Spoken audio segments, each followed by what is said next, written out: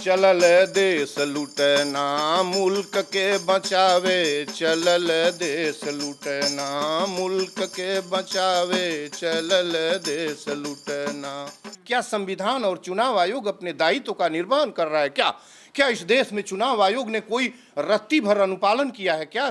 चलल देश लुटना, चलल देश लुटना, चलल देश लुटना। बहुत चल रही है इन डेमोक्रेसी और कॉन्स्टिट्यूशन को कत्ल करने वाले का। मैं किसको वोट डालूं? बनारस में प्राइवेट जो जो निर्दल प्रत्याशी हैं उनको वोट, उनको पर्चा खरीदने क्यों नहीं खरीदने दिया गया? शिक्षा बेचलसी, चिकित्सा बेचलसी, बेचलसी देश लूटना, ई रेलिया हमारा चलल देश लूटना। गांधी और भगत की औलाद हूं, अम्बेडकर की खून मेरे अंदर है। मैं इस व्यवस्था को नहीं चलने दूंगा। बेरोजगारी दिहलसी, दिहलसी ई गरीबी, दे दिहलसी महंगाई के मार, चलल देश लूटना। नमस्ते, मैं पल्लवी हूँ और आप भारत एक नई सोच देख रहे हैं। कल हिंदी पत्रकारिता दिवस थी। पत्रकारिता तब भी थी जब अखबार नहीं थे, पत्रकारिता तब भी थी जब किसी तरीके का कोई मैगजीन, कोई अखबार नहीं छपा करता था। हम अपने बातों से जब एक दूसरे इंसान को जागरूक करते थे, उस तरीके की पत्रकारिता हुआ करती थी। कई लोकगीत के माध्यम से हुआ करता था, कई जगह भाषणों में जो कुछ कहा जाता था वो दूसरा इंसान दूसरे को जाकर बताता था। वो एक तरीके की सूचना का आदान प्रदान का एक जरिया हुआ करता था, जिससे हमारे देश को ये कह सकते हैं कि आज़ादी तक पहुंचने में, उस समय तक तो कम से कम अखबार वगैरह आ गए थे, लेकिन जनसंचार का माध्यम कई तरीके का हुआ करता था। उसमें एक सबसे बड़ा जनसंचार का माध्यम जो था वो लोकगीत हुआ करता था, और लोकगीत के माध्यम से हम जो वहाँ के मुद्दे होते थे उसको बहुत अच्छे से उठा देते थे, और जो सुनने वाला होता था उसको इंटरेस्ट भी आता था और वो जागरूक भी हो जाता था। अब आप सोचोगे मैं आज इस पर क्यों बात कर रही हूँ, लोकगीत पर क्यों बात कर रही हूँ? वो इसलिए बात कर रही हूँ क्योंकि हमारे साथ पूर्वांचल गांधी संपूर्णानंद मल जी हैं, और उन्होंने भी एक लोकगीत लिखा है। और लोकगीत एक सबसे अच्छा माध्यम होता है जिसमें हम अपनी बात को बड़े रोचक तरीके से कह देते हैं। सही कह रही हूँ कि नहीं? जी वेलकम आपका, और एडिटर द्वय ब्रिजेंद्र और पल्लवी का वेलकम। देखिए, जब नरेंद्र मोदी जी 2014 में सत्ता में आए थे तो देश की 73% लोगों ने वेलकम किया था। मैंने तो इनका चाय पर चर्चा का जो इनका स्पॉन्सर्ड कार्यक्रम था, जो बनारस में हो रहा था और गोरखपुर में हो रहा था, अहमदाबाद से आए एक एडिटर के कहने पर मैंने ही लॉन्च किया था, मैंने स्पॉन्सर किया था। और तब ये भारत को विश्वास दिला के आए थे कि हम भ्रष्टाचार ख़त्म कर देंगे। और इन्होंने तो 100 दिन का प्रॉमिस किया था कि हम विदेशी पैसा ला देंगे, बेरोजगारी, जी जी, अच्छे दिन आ जाएंगे, गरीबी खत्म हो जाएगी, देश में सूचना की क्रांति आ जाएगी, सब एकदम एकदम सुंदर हो जाएगा। इन्होंने ये कहा था कि हम 2-2 करोड़ का प्रत्येक ईयर रोजगार देंगे, भ्रष्टाचार मिटा देंगे, बेरोजगारी गरीबी को जड़ से भारत से मिटा देंगे। और सबसे बड़ा प्रॉमिस इन्होंने तो है क्या अभी कुछ मतलब परेशानी दिख रही है क्या? हमको देश अब राम राज में हो चुका है। देश में गरीबी, महंगाई, बेरोजगारी सब खत्म हो चुकी है। गंभीर पत्रकार हैं और इस तरह का चुटकिला और इस तरह का, जैसे ये जो कह रहे हैं कहने दीजिए, कहीं को आपको पता भी है कि कहीं राम राज नहीं है, दुष्टों का राज है, हिंसा चारों तरफ फैली है, द्वेष फैला है, नफरत फैला है। और इन्होंने कहा था कि महंगाई मिटा देंगे, इन्होंने ये भी कहा था कि हम 35 रुपये डीजल पेट्रोल देंगे, 13 रुपये चीनी देंगे, 300 में सिलेंडर देंगे, सब इनका प्रॉमिस है। 2 करोड़ रोजगार देंगे, मेरा इसमें कुछ भी नहीं है, इनके लोगों मतलब का। आप उनको याद दिला रहे हैं कि आपको लगता है कि वो भूल गए हैं? हाँ। वो विदेशी मशरूम खाने के बाद भी तो आपको लग रहा है कि उनको याद दिलाने की जरूरत है, इसलिए आपने लोग जी। और तो हमको बहुत, मैं व्यथित हूँ और मैं हमेशा ये चाहता हूँ कि नरेंद्र मोदी सत्ता में न आने पाए। मेरी अपनी निजी तौर पर मैं बनारस भी गया था। मोदी जी से आपको क्या परेशानी? मैं देखिए बनारस में एक स्पीकर लेकर आप कह रहे हैं कि मैं ये चाहता हूं कि मोदी को वोट ना दिया जाए। आप उनका, जहां उनको सांसदी का चुनाव लड़ना है, आप वहां जाकर लोगों से रिक्वेस्ट करें कि मोदी को वोट मत दीजिए, ऐसा क्यों? देखिए, मोदी के दरवाजे पर ही कहूँगा, मोदी से ही कहूँगा। ये सवाल मोदी रहते और आते तो मैं पूछता कि आपको वोट क्यों। हमारा जीवन मोदी ने छीन लिया है, हमारा जीवन मोदी ने छीन लिया है। 80 करोड़ लोगों के पास कुछ नहीं है, 5 किलो अनाज में अपना जीवन खोज रहे हैं, 22 करोड़ कुपोषित हैं। इन दोनों के पास 5 किलो दे रहे हैं, अभी जो दूसरी सरकार आ रही है वो कह रही है हम 10 किलो दे नहीं, देंगे, वो तो बदलेगा क्या? कोई 5 दे रहा है, कोई 10 दे रहा है। सरकार जो ये दावा कर रही है वो इनसे भी बड़ी लुटेरी होगी ना। आपको वो पहले लुटेरी थी, हम उनको कोई सर्टिफिकेट देने मैं नहीं कहने आए। वाली हूँ कि आप मोदी का विरोध ना, करने ना, जब ना, बनारस मैं पहुंचेंगे उनका- तो आपको तो यही बोला जाएगा ये यही- कांग्रेसी है, नहीं, सपाई नहीं। है, ये फंडेड है, क्यों गया? मतलब आप मुझे- बनारस मुझसे में जब- जाके विरोध करेंगे? मुझसे जब कोई कहता है कि वोट इनको नहीं देंगे किसको देंगे, तो मैं स्पष्ट कहता हूं कि इन चोरों डकैतों बलवानों को मैं वोट दूंगा। जो सदनों में मैं किसी को वोट, मैं वहां से यही सवाल हो रहा था कि किसको दिया जाए वोट। हमने कहा मोदी को नहीं तो किसको? नहीं, मैं कुछ भी नहीं जानता किसको आप वोट देंगे। अपना वोट संभालिए, अपने घर रखिए। ऐसी तो डेमोक्रेसी आप तो ये गलत बात कह रहे हैं फिर। कोई मतलब गलत आप नहीं कह रहा हूं। पूरा देश जो है आपके लिए वो कह रहा है, डेमोक्रेसी पूरा देश ये कह रहा है कि लोगों को जागरूक करिए कि वो ये वोट कौन देने कह रहा है? जाए, और आप चुनाव आयोग कह रहा है नहीं, कि वो चोर मोटिवेट है। करिए। चुनाव आयोग आप कह रहे हैं कि आप मेरी बात सुन वोट ही लीजिए। ना अब डालें। चुनाव आयोग का नाम ले लिए हैं तो सुन लीजिए। चुनाव आयोग इस देश की कॉन्स्टिट्यूशनल बॉडी होते हुए भी आज पूरी तरह अनकॉन्स्टिट्यूशनल हो चुकी है। इसलिए कि उस चुनाव आयोग जो वर्तमान चुनाव आयोग है, इसके गठन के लिए ऑनरेबल सर्वोच्च न्यायालय के मुख्य न्यायाधीश ने उस पर सदस्य के गठन और अध्यक्ष के गठन के लिए कहा था कि मैं उस समिति में रहूंगा। उसको ओवरलुक करके इन्होंने गठित करके ये पूरी जो प्रक्रिया हो रही है, ये चोरों द्वारा चोर चुनाव लड़ रहे हैं, चोरी के लिए लड़ रहे हैं, चोरी करेंगे। और चुनाव आयुक्त का तो नाम मत लीजिएगा। चुनाव आयोग इस देश की भ्रष्टतम, पैसे के रूप में भ्रष्टतम की बात मैं नहीं करता हूं। क्या संविधान और चुनाव आयोग अपने दायित्व का निर्वहन कर रहा है? क्या इस देश में चुनाव आयोग ने कोई रत्ती भर अनुपालन किया है क्या संहिताओं का? और जो एक्ट हैं, जो 324 में दिया हुआ है, बनारस से लेके गोरखपुर तक की सारी सड़कों और चौराहों और होर्डिंग्स पर नरेंद्र मोदी की तस्वीरें लटक रही हैं। क्या यही चुनाव आचार संहिता है? क्या यही हिंदुस्तान है? क्या ऐसे ही चुनाव होगा क्या? इनका नाम न लीजिए। मैं अपने बिंदु पर आता हूं। तो उन्होंने पैसा दिया, पोस्टर टंगवाए, इसमें दिक्कत क्या है? ये पैसा देकर आप कानून का कत्ल करिएगा। पैसा देने का मतलब है कि चुनाव आचार संहिता का कत्ल करना। आप कैसा सवाल कर रही हैं? पैसा देने का मतलब होगा कि आर्टिकल 324 की हत्या कर लीजिएगा। पैसे का यही मतलब है। जब एक आदमी का होर्डिंग पोस्टर बैनर नहीं है तो आपका होर्डिंग पोस्टर बैनर लगा क्यों हुआ है? मैंने ऑनरेबल सुप्रीम कोर्ट को PIL लिख भी दिया है। और ऐसे नहीं होता है। मैं अपने बिंदु पर आता हूँ। आप कह रही हैं मुझे लोकतंत्र का गठन, मुझे लोकतंत्र बताइएगा कि लोकतंत्र नहीं, आप कह रहे हैं वोट डालने मत जाइए, तो मैं कह रही हूँ कि वोट डालने का नहीं मैं कह रहा हूँ। मैं एक मोदी को नहीं दीजिए। नहीं, हम मोदी को नहीं दीजिए। आपको जिसको डालना हो डालिए, जिसको डालना हो नहीं डालिए। 142 करोड़ लोगों में से मैं संपूर्णानंद में डिक्लेयर करता हूँ कि मैं से क्रिमिनल्स और करप्ट लोगों को, जो सदनों में जिनकी संख्या आधे से अधिक हो गई है, क्या यही सदक भगत सिंह और बटुकेश्वर और गांधी ने हमको दिया है क्या? मैं इनको वोट डाल के अपना वोट हाथ डालने पाप से में पहले डालूंगा? सुनिए ना। नहीं, मैं इनको अपना वोट डाल के अपना हाथ बिल्कुल सही, पर सुनिए, वोट डालते वक्त क्या देखना है कि जिनको हम वोट डालने जा रहे हैं, जिन माननीय सांसद को, एक भी उस पैमाने पर खड़ा कोई- नहीं है। एक भी नहीं है जिनको वोट देना चाहिए, लेना मतलब चाहिए। आप ये क्लियर कर रहे हैं कि ना तो भाजपा का, ना तो कांग्रेस का, ना तो सपा का, किसी का भी कोई ऐसा लीडर मैं नहीं है एक उदाहरण ले लूं, गोरखपुर में ही ले लूं कि लड़ाई रवि किशन और काजल निषाद के बीच में हो रही है। इन दोनों में आप बताइए कि किस मेरिट के आधार पर किसको दे दूं। रवि किशन के बारे में पूरी दुनिया और देश जान गई है कि एक दूसरी शादी भी रवि किशन किया हुआ है प्रत्याशी के रूप में, और वो डिस्क्लोज सरकार में सत्ता में है, सांसद हैं, तो कुछ नहीं हो रहा है। जोगी का शहर है, वो जांच होनी चाहिए। उसने DNA, उसकी बेटी 16-17 साल की हो गई, और जिसके 4 बच्चे हैं, वो उदाहित होकर सदन में जनसंख्या बिल पेश कर रहा था, वही रवि किशन, और जिसका कोई अता पता जनता से उसका कोई लेना देना नहीं। वही काजल निषाद, जिसको सिने जगत में भोजपुरी फिल्मों की नायिका है, जिसका जनता से चुनाव होता है तो काजल निषाद चली आती है। इसलिए आती है कि निषाद वोट मिलेगा, छोटी जातियों का वोट मिलेगा, और वह इसलिए चला आता है जो रवि किशन है कि ये जोगी का शहर है, जोगी के नाम पर वोट मिल जाएगा। यही डेमोक्रेसी है क्या?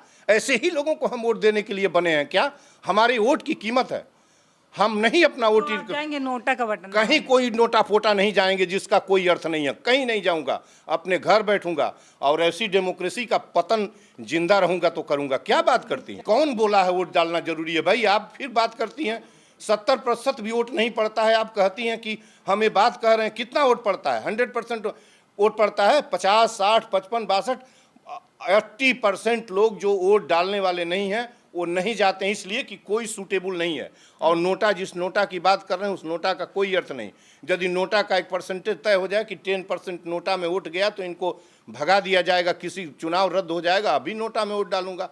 मेरे हिसाब से इस देश में गिने चुने लोगों को वोट दे सकता हूं, यदि हमारे सामने आएंगे।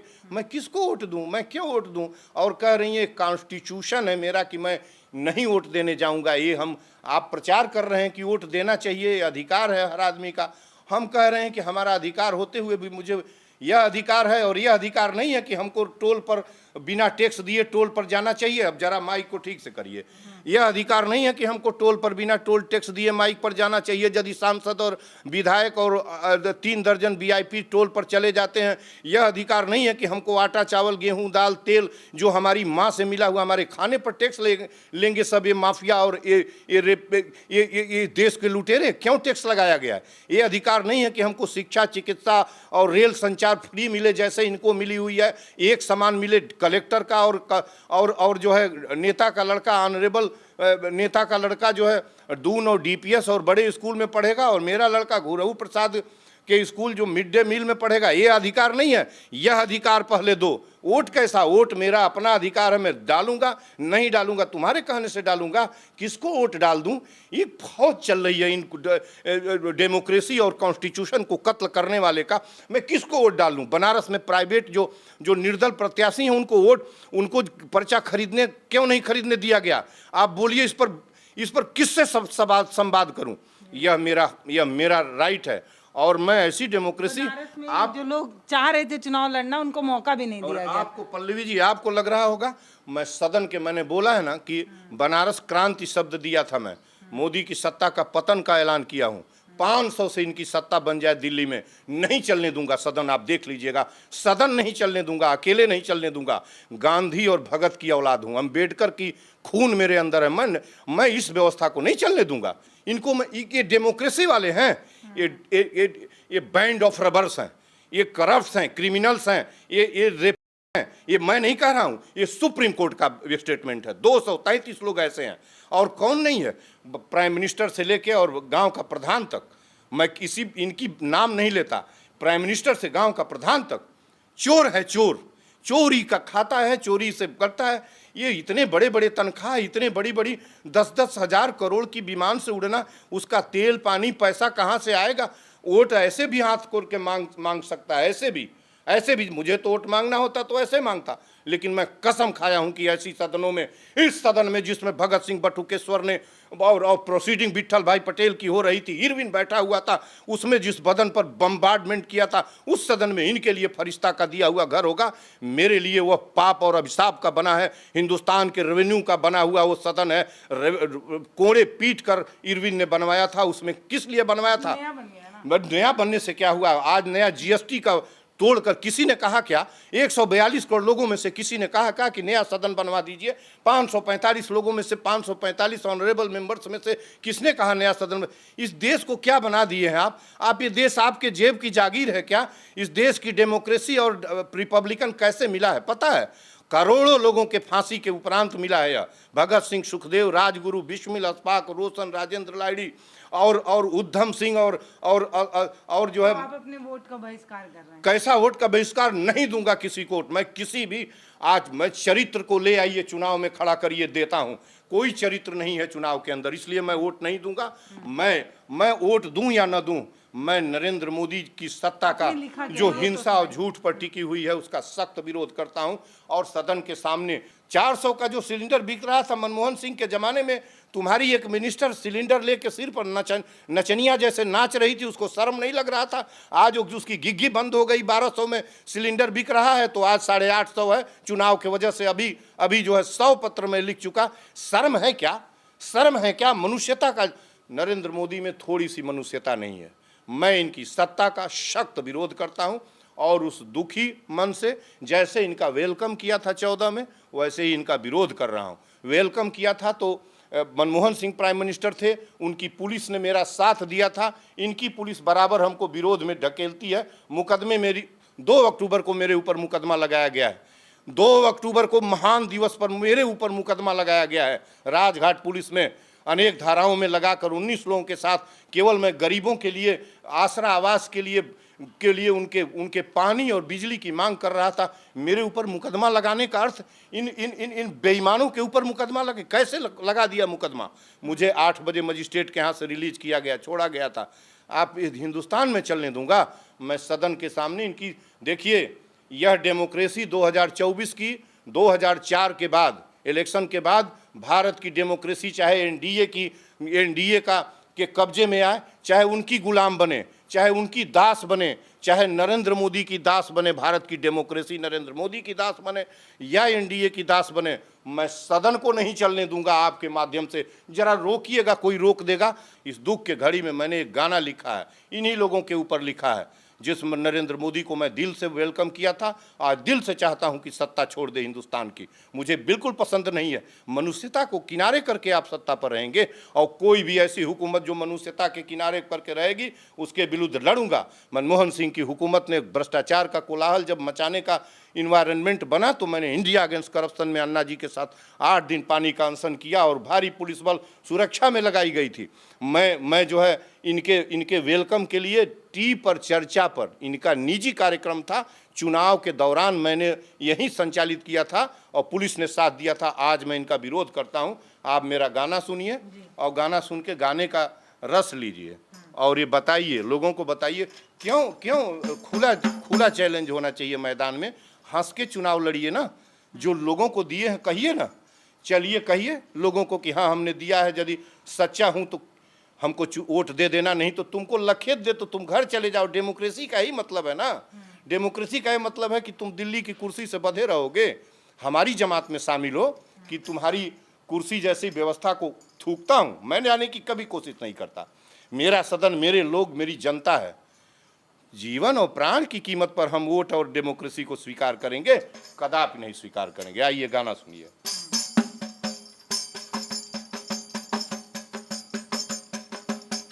चलल देश लूटना मुल्क के बचावे, चलल देश लूटना मुल्क के बचावे, चलल देश लूटना, चलल देश लूटना, चलल देश लूटना, चलल देश लूटना, मुल्क के बचावे, चलल देश लूटना। शिक्षाई बेचलसी, चिकित्साई बेचलसी, शिक्षाई बेचलसी, चिकित्साई बेचलसी, बेचलसी देश लूटना, ई रेलिया हमारा चलल देश लूटना, मुल्क के बचावे, चलल देश लूटना। जीएसटी लगौलसी, टोल टैक्स लगवलसी, जीएसटी लगौलसी, टोल टैक्स लगवलसी, महंगाई कैलसी, सिलेंडर हमारा चलल देश लूटना, देश के बचावे, चलल देश लूटना। बेरोजगारी दिहलसी, दिहलसी और गरीबी, बेरोजगारी दिहलसी, दिहलसी ई गरीबी, दे दिहलसी महंगाई के मार, चलल देश लूटना, देश के बचावे, चलल देश लूटना। झूठई दिहलसी, दिहलसी औरी हिंसा, झूठई दिहलसी, दिहलसी औरी हिंसा, फैलौलसी नफरतिया के आग, चलल देश लूटना, देश के बचावे, चलल देश लूटना। डीजल 50 के ही 100 रुपया में बेचलसी, डीजल 50 के ही 100 रुपया में बेचलसी, 1200 में बेचलसी, सिलेंडर हमार चलल देश लूटना, मुल्क के बचावे, चलल देश लूटना। आटा पर कर लगौलसी, चावल पर कर लगौलसी, आटा पर कर लगौलस, कर का मतलब जीएसटी, इसने जीएसटी लगाया। पेट पर जीएसटी लगाने का प्रावधान न इस कॉन्स्टिट्यूशन में है, न दुनिया के किसी व्यक्ति ने, न आज तक किसी भी monarchial type of government Bharat में, न किसी भी डेमोक्रेटिक प्राइम मिनिस्टर ने कभी नहीं लगाया। इसने लगाया है, इस व्यक्ति ने लगाया है। इसलिए मैं कह रहा हूं कि आटा पर कर लगाओ लसी, चावल पर कर लगाओ लसी, आटा पर कर लगाओ लसी, चावल पर कर लगाओ लसी, गेहूं पर कर लगाओ लसी, चीनी पर कर लगाओ लसी, बेच दिहलसी दाल तेल, दावा हमारा दवाई हमारा, चलल देश लूटना, देश के बचावे चलल देश लूटना, लोकतंत्र तुरलसी, लोकतंत्र तुरलसी, संविधान चबैलसी, लोकतंत्र दूर तुरलसी, संविधान चबैलस, चबैलस माने होता है भोजपुरी का शब्द है खा जाना, नष्ट कर देना, चबैलसी, ले लियलसी भाईचारा हमार, चलल देश लूटना, मती देई इनके ओट बिनती हमार, चलल देश लूटना, देश के बचावे चलल देश लूटना। हमारे साथ संपूर्णानंद मल जी हैं, पूर्वांचल गांधी के नाम से जाने जाते हैं और लोग इनको इसी नाम से जानते हैं। एक बात, दूसरी बात साफ करना चाहती हूँ कि एक इंसान जो किसी को पसंद करता है उसके काम की वजह से या उसके प्रचार की वजह से या उसको, लेकिन एक समय आता है जब वो उसका विरोध कर सकता है। तो बहुत सारे लोग जो ये कहते हैं कि अरे इनको इनसे फंड मिलता है इसलिए विरोध करते हैं, उनसे फंड मिलता है तो विरोध करते हैं। ऐसे ही लोग मुझे भी कहते हैं कि सरकार, हाँ एक आ रही हूँ, लोग मुझे भी हमेशा कहते हैं कि अरे ये हमेशा मोदी का विरोध करती है, सरकार का विरोध करती है। तो बात साफ है कि एक पत्रकार का यही पेशा है, यही काम है कि जिसके पास ताकत है, जिसके पास सरकार है, जिसके पास अधिकार है, उसी से सवाल किया जाएगा और उसी से सवाल करना ही हमारा काम है। एक अब आप बोलिए क्या कहना। मैं प्रार्थना पूर्वक अपनी सभी दर्शकों को और मित्रों को जो मुझे गाली देते हैं और कांग्रेसी कहा जाता है, मेरे घनिष्ठ मित्र, मेरे जर्नलिज्म के मित्रों ने कहा कि अब आप कांग्रेसी हो गए हैं, कांग्रेस में जाना जी, बहुत विरोध कर रहे हैं। हमको ये कहा गया कि अब आपको कांग्रेस का टिकट अगली बार चुनाव लड़ना है। मैं मित्रों से कह दूं कि जब 2014 में इनके टीप का वेलकम किया था तभी मुझे किसी भाजपा ने, कोई भाजपा का व्यक्ति हो कह दे कि हमने भी अप्रोच किया था, किसी कांग्रेसी ने मना किया था तब भी बता दें। और आज भी यदि इस देश का कोई भी भाजपा का रूलिंग पार्टी का नेता, कांग्रेस का कोई एक छोटा, भाजपा के नेताओं से तो मेरे संबंध भी हैं, मेरे रिश्तेदार भी हैं, हमारे कई कॉलीग मित्र भी भाजपा में अच्छे अच्छे पदों पर हैं और हमारे गांव के बगल के शाही जी भाजपा में मंत्री भी हैं। कोई एक सिंगल व्यक्ति बता दे कि हमको कांग्रेस को भी मोबाइल कराया हो, किया हो कांग्रेस का, तो मैं उसके दिन से ही उसके जूते का नीचे का हम स्वीकार कर लेंगे और कभी फिर इस जीवन में ये गालियां न दी जाएं तो अच्छी बात है। मनुष्य बनकर रहने की कोशिश की जाए। आपका विरोध हो रहा है मतलब आप जिंदा हैं। जी, हमको हमारा जो अब जिंदा रहें चाहे मरें। और सत्ता भी जो हम एजिटेशन कांग्रेसी मनमोहन सिंह के ज़माने में किए, पुलिस हमारी सुरक्षा में लगाई जाती है। आज पुलिस हमको घर में आरूढ़ करने, बंद करने, नज़रबंद करने आती है, पुशबैक के लिए आती है। इतने का अंतर हो गया। साफ बात है, अगर आप तारीफ सुन सकते हैं 24 घंटा तो क्या आप विरोध का 2 सेकंड भी बर्दाश्त नहीं कर सकते? क्या तमाम जगह पर जब ग्राउंड रिपोर्ट में कर रही थी इस चुनावी समर में, या ये कहें कि अब तो चुनाव का जो प्रचार था वो भी थम गया है, कल चुनाव, आखिरी चरण का चुनाव है, वो भी थम जाएगा, रिजल्ट भी आ जाएगा, लेकिन एक सवाल ज़रूर रहेगा मेरा उन तमाम लोगों से कि जब आप तारीफ सुन सकते हैं 24 घंटा, तो जनता अगर आपका विरोध कर रही है तो वो क्यों नहीं सुन सकते?